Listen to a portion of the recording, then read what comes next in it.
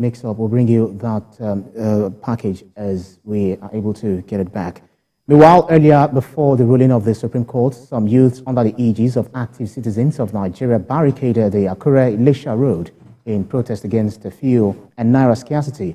Today's protest is coming after a similar one in Ore, where the Ore-Benin Expressway was barricaded and commuters left stranded for hours.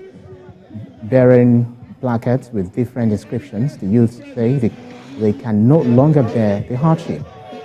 They were joined by social media influencers like Yemi Bash, Ikesh Ijola, among others. They say the protest is not sponsored and it's to ensure the federal government addresses the fuel and naira situation, which is now impacting negatively on the economic well-being of the citizens. We are not here to have a very political party. What we are demanding for is good governance. A country everybody can be proud of.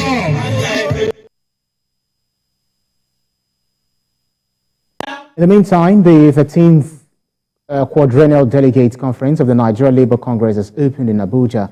At the conference, workers called on the Central Bank of Nigeria to address the crisis trailing its cashless policy. Senior correspondent Sharon Ijason has more.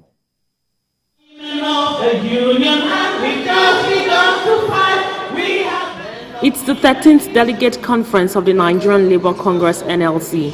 The president of NLC, Ayuba Waba, who welcomed guests to the conference, called on the federal government to address the hardship brought upon Nigerians by the Naira redesign policy of the Central Bank of Nigeria, CBN.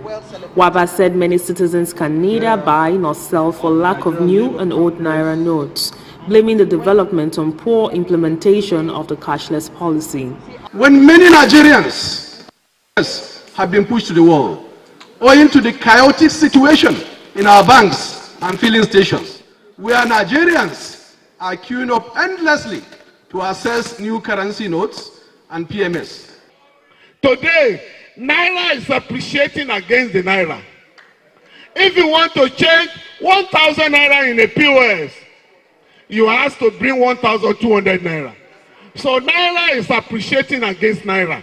And it has never happened in our history of 63 years. Therefore, comrades, the Vice President of Nigeria, Professor Yemi Osinbajo, stressed the need for establishment of more industries as a catalyst for job creation. In agriculture, our focus had always been on the export, production and export of raw produce.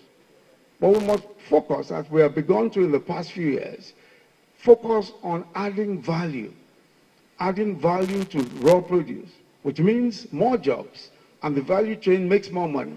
Same as mining. We need more beneficiation in mining. We cannot continue to export raw minerals. The beneficiation process is what actually creates the opportunities.